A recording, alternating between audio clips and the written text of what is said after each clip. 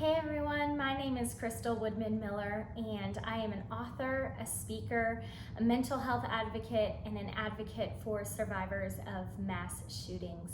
My favorite job, however, is being a mom to my 3 kids and being a wife to my amazing husband. I love to travel, read, and do photography. Thank you so much for joining me today as I read my new book, a kid's book about school shootings. Over the years, school shootings and the practice of lockdown drills have increased in number, along with the frequency in which we, grown-ups and kids, worry about them. For many, the fear alone can be all-consuming and has challenged the fundamental belief that we are safe in our schools and community.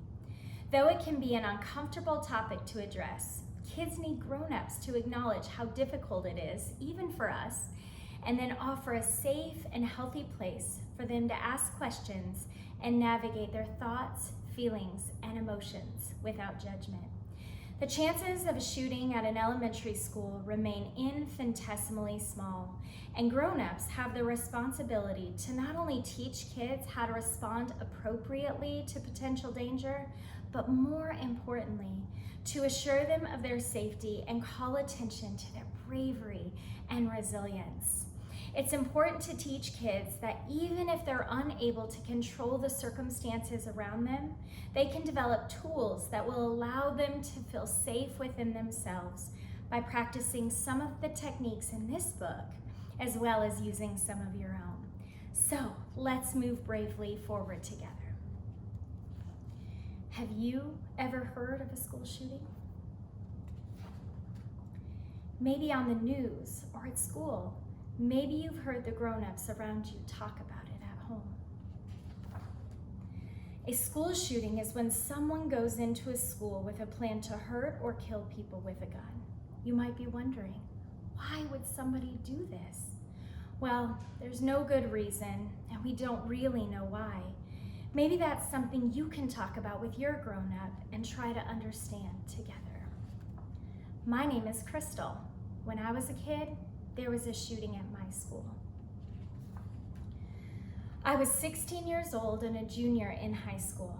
It was very difficult to understand what was happening, and I felt very scared and sad.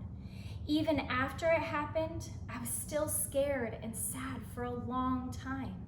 But I've learned a lot since then, and I'm still learning, which is why I wanted to write this book, to help you understand school shootings a little better and the feelings you might have when you think about them. First off, school shootings are actually super rare. It's true. The chances of a school shooting happening at your school is very, very, very, very, very, very, very small. You're way more likely to grow up to be 130 years old than ever experience a school shooting.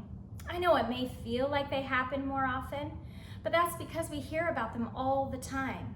And it's easy to understand why. They're so big and scary, and we don't want them to happen, and they shouldn't.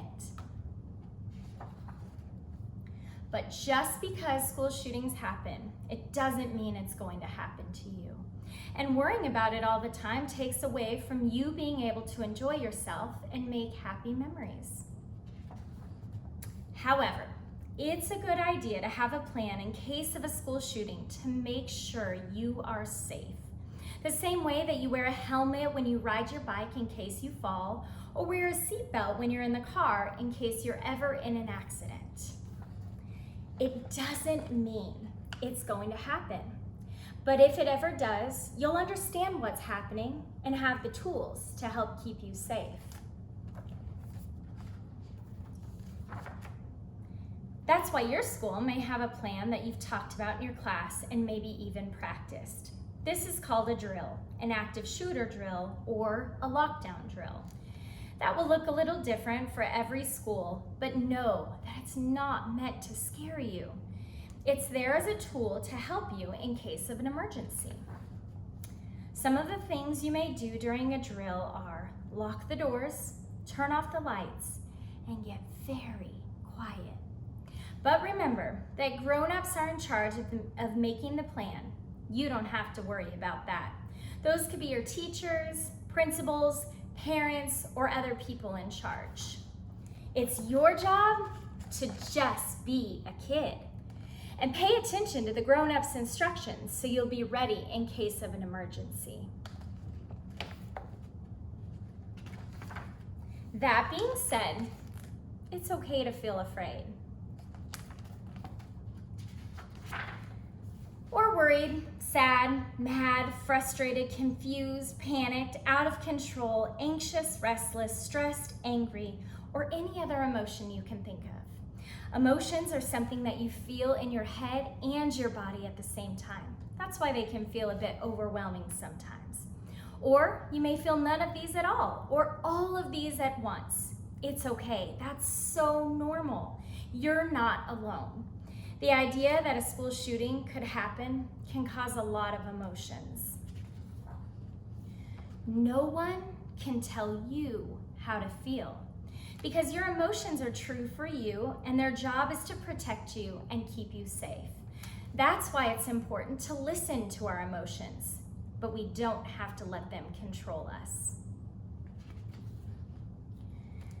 This is something I had trouble with as a kid, especially after being in a school shooting.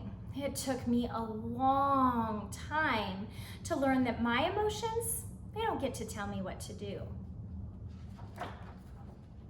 So, if you're ever feeling overwhelmed by your emotions when you think about a school shooting happening, here are 5 things that I like to do that maybe you can try. Number 1, look around the room and really try to notice all the details and try and find 5 things that you can hear, see, and feel. Something like, I can hear my heart beating in my chest and the clock ticking on the wall. I can see my friends sitting next to me and all the posters in the room. I feel the rug between my fingers and toes and the breeze from the fan hitting my face. Number 2, repeat a sentence, a word, or even a sound to myself over and over again. This helps me calm down and feel better sometimes. What I like to say to myself is, I am safe and free from the chaos around me. Say it with me. I am safe and free from the chaos around me. Sometimes I even put a melody to it and sing it like a new song. Number 3, I give myself a really tight hug. When I do that, I can feel the fear falling right out of me. This may seem silly, but it works. Number 4, take slow, deep breaths. Really focus on the air and how it feels going in and out, like blowing birthday candles out on a cake. Number 5, remember happy memories and the people that I love, like going on vacation with my family. Whenever I feel like I can't breathe or my hands are shaking and my body feels tense, no matter where I am, I remember these things and I slowly start to feel better. It takes a lot of practice, but don't give up. It may feel really weird at first, but after a while, you'll start to feel more in control. Okay, we've covered a lot of stuff. So take a moment and talk to your grown-up reading this book with you about your emotions or concerns you may have about school shootings, and practice some of these exercises together.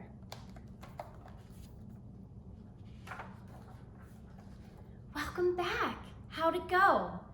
While being prepared and learning how to handle all of the big emotions that come with the fear of a school shooting, it's important to remember, you're not alone in this.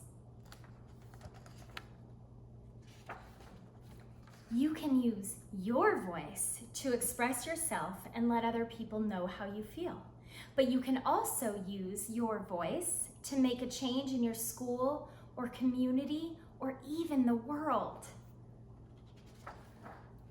You can write a letter to the people who make decisions, like your local senators or governor, about how to prevent school shootings.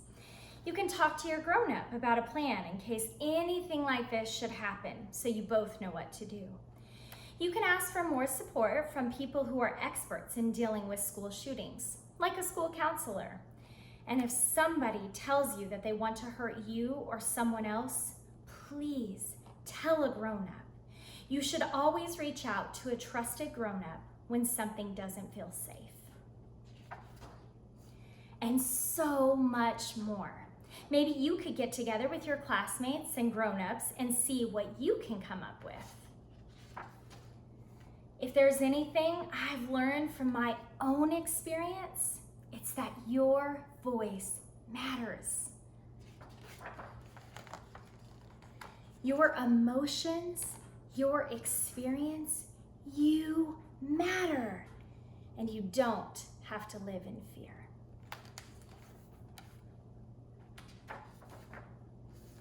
You did it. You have begun an important conversation that you will probably revisit over and over again. And that's a good thing. It's a topic that dominates headlines and therefore the minds of our kids. So be gentle, be patient, and listen to their questions, such as, how does someone become a shooter? Or what do I do if I'm in a shooting? Address each question with age-appropriate answers, and then encourage kids to make a difference and create lasting change wherever they are. As grown-ups, we have the privilege of reframing this conversation to help move kids from a place of fear, trauma, and anxiety toward a feeling of security, peace, and joy. I believe there is hope for kids to experience the innocent, carefree childhood they deserve without the incessant worry of being involved in a shooting. Once kids discover they have the power to inform their own minds and bodies and choose which emotions have power and which ones don't, then they will understand what it is to be safe within themselves, and they will likely be less impacted by the things that feel unsafe around them. Thank you so much for joining me today, and let the conversation begin.